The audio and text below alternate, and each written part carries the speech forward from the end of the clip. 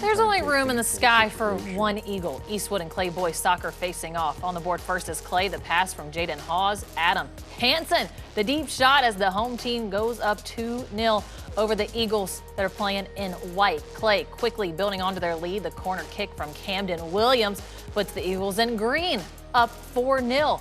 We still got over 7 minutes to go in the first half, and the Eagles in green keep flying away with this one. Cohen Hawes slipping it behind the goalie. Clay takes a 5-0 lead to end the first, and the action would continue in the second.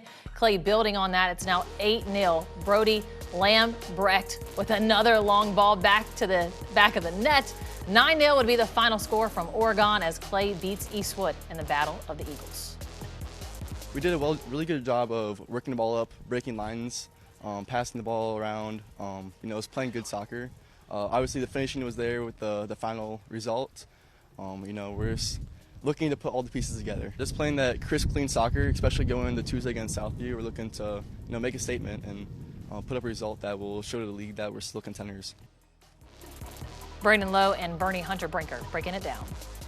Bernie, a battle of the Eagles out here at Clay High School today. Clay and Eastwood both came in really looking to do two different things, and it ended up being a big victory for Clay. They had strong performances all around, but some good performances and some good moments for Eastwood as well, particularly good play out of Eli Good, but really positive moments despite the win or the loss for both teams throughout the course of the game. Yeah, spot on. And what I saw there in that second half when Mason and Mark Hecklinger, the coaches of Eastwood, decided to switch out of that 5-4-1, which is obviously a defensive position, and a brick house defense, and then caused by going to the 4-4-2. They got actually the ball into the attacking zone a few times and showed much better.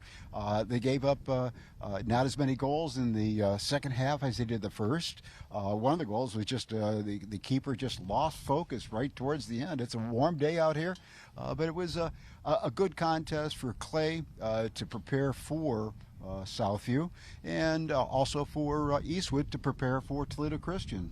You mentioned both teams' opponents coming up over the next couple of games, and for Clay, we mentioned the all-around performances. Camden Williams was our player of the game. He had 2 of the 9 goals for Clay, but that was a team that we talked to Coach Sonkrant coming into the game, and he said they were really working on their fundamentals. They wanted to spread the field and get more technical with their passing, and I think they did a really nice job at that. Yeah, there was really good movement by Clay Eagles of moving without the ball, got into the passing zone, so there were a lot of triangles out there where they could fit the ball into their teammates. They had decent width. I'd like to see a little bit more, a little wider, but it was still very effective for the Clay Eagles today. And then on the other side for Eastwood, a lot of underclassmen. That's something the coaching staff is really going to have a chance and an opportunity to work with over the coming years, but positive moments, things to build from with that young group, even in a game like today. Yeah, a young team, inexperienced team, near probably half that team had never played on the soccer pitch before this year, so that's a learning experience. It's a skill session where